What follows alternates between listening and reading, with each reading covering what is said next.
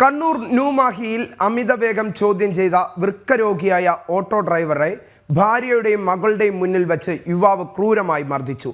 പെരിങ്ങാടി സ്വദേശി കെ രാകേഷിനാണ് മർദ്ദനമേറ്റത്.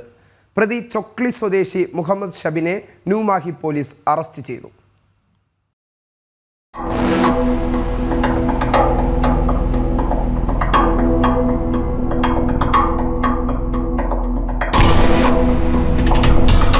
പെരിങ്ങാടി റെയിൽവേ ഗേറ്റിന് സമീപം കഴിഞ്ഞ ദിവസം വൈകിട്ടായിരുന്നു സംഭവം.